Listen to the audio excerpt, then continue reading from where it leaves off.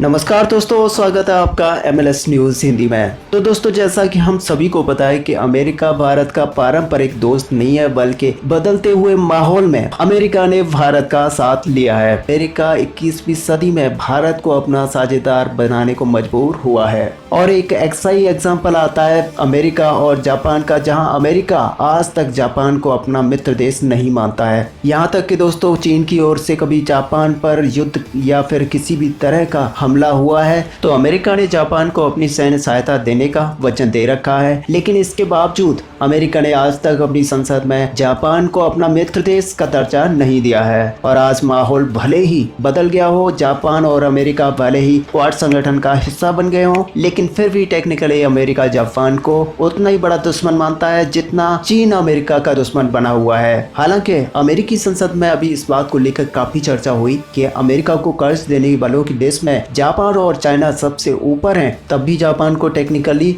एक दुश्मन देश का ही दर्जा अमेरिकी संसद में मिला था और जापान को अमेरिका का दुश्मन कहकर ही संबोधित किया गया था। वैसे दोस्तों, इन बातों का बताने का मतलब यह है कि अमेरिका एक ऐसा देश है जो कभी भी अपना रंग बदल देता है, लेकिन इस बार भारत ने अपनी विदेश नीति के दम पर वह काम कर दिखाया है जो काम चीन पिछले 2 सालों में नहीं कर पाया है। जैसा कि चीन पिछले 2 सालों से अमेरिका को अपनी शर्तों पर झुकाने का प्रयास में लगा है, लेकिन कोरोना वायरस फैलाने का मुद्दा हो या फिर व्यापार का मुद्दा हो, चीन अमेरिका को अपनी बात मनवाने में कामयाब आज तक नहीं हो पाया है। लेकिन दोस्तों, जैसा कि आपने देखा, भारत ने पिछले 24 घंटे में ही अमेरिका को किस तरह से घुटनों पर ला दिया। आपको पता है कि भारत कोरोना वायरस से पूरी तरह से ग्रसित है और भारत बड़े मुसीबत भरे समय से गुजर रहा है। और आज से कुछ दिन पहले ही अमेरिका ने कोविशील्ड के कच्चे माल को देने से मना कर दिया था, लेकिन भारत के भरोसेमंद और ईमानदार छवि के कारण और भारत की सशक्त विदेश नीति के कारण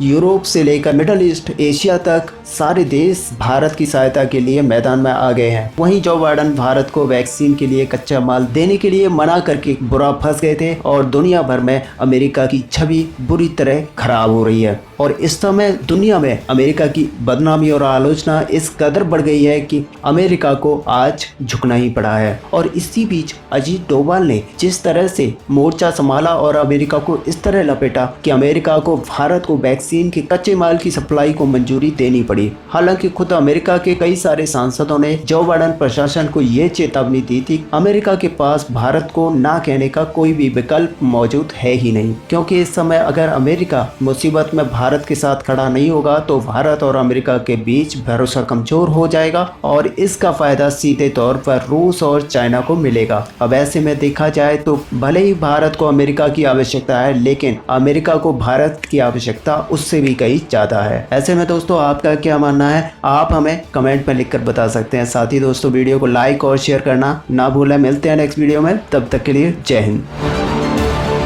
अच्छा सुनो, चैनल को सब्सक्राइब करो, उसके बाद घंटी बजा देना ताकि अगली वीडियो आपसे मिस ना हो पाए। Thank you.